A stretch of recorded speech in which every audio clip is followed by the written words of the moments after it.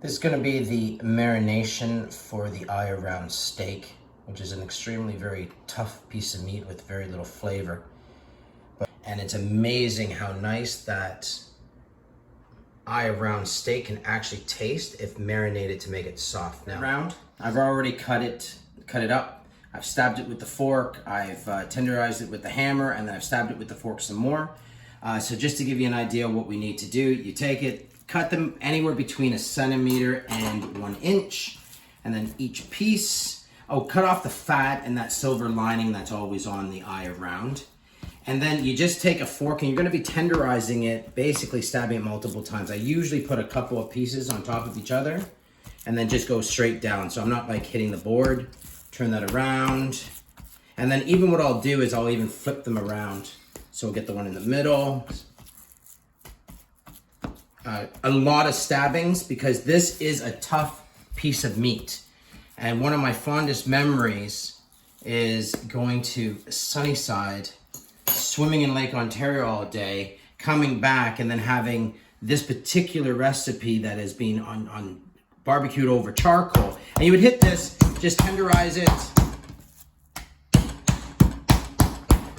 Basically each piece, as you can tell, I've cut it because we don't want this silver lining to interfere with the barbecuing of the meat. And I've cut the fat off. The fat I've saved, which I'm gonna render into an oil, and then just stab it some more after you hammer it. Now, like I said, I've already done this to each piece, so I don't need to do this. Again, I'm just doing this to show you, but make sure that you tenderize this meat very well. Now it's gonna be for the marinade. So for the marinade, this is my great-grandmother's recipe and my rendition of it. So my great-grandmother Cross. I have changed it up a bit. I use soya sauce instead of salt. I use a mix of half a lemon, 1 whole lime instead of malt vinegar. I use white pepper instead of black pepper. But basically everything else is the same, except she would have used any oil. I used olive oil. Other than that, everything else is going to be the same. In the memo, I'm going to give my rendition and right beside it, my great-grandmother's ingredients. So here we go. We're going to start with, well, since I have the measuring cup already, the juice of half a lemon and 1 lime. Soya sauce, I put in 1/3. And this is the light soya sauce, not the dark, the light. She would have also put in a bowl and mixed everything around. But one other thing that I do that she doesn't, I actually use a crushed clove of garlic in addition to the garlic powder. Next up is going to be the olive oil. Basically oil, half a cup. Again, you can use any oil. 2 tablespoons of Worcester sauce, or however you pronounce it.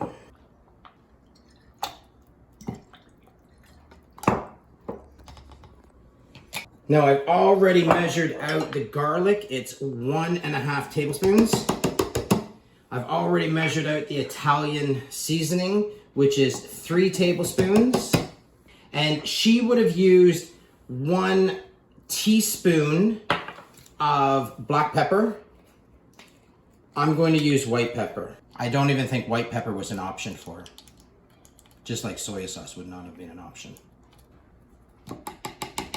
And then 1 clove of garlic, which just dice up roughly to help with the blending.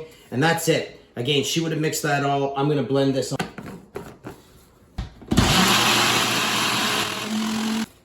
And all we're gonna do is pour this marinade in the bag that we're putting the steak in, and it's just gonna marinate overnight. And when I cook it, I'm gonna cook it exactly like we did when we went to Sunnyside over charcoal barbecue. Again, you could cook this on stovetop, you could cook this under the broiler, you could do it in the oven, but barbecue is the best, especially charcoal. So you're taking a tough piece of meat that's basically a flavorless, tough piece of eye of round, and we're gonna turn it into something that is delicious. All right, so to marinate, take some of the cut steak, You're gonna throw some of the marination in there, kind of just mix it around. We're just gonna throw some more in. Now you could leave it in this container and let it marinate overnight well mixed, or throw it in a Ziploc bag. I, myself, after I finish this, I am gonna throw it into a Ziploc bag and let it sit overnight. And that way I can massage the marinade into the meat as it sits. And just mix well. Okay, those have been marinating overnight. Okay, so over hot coals, we're gonna be putting the steak.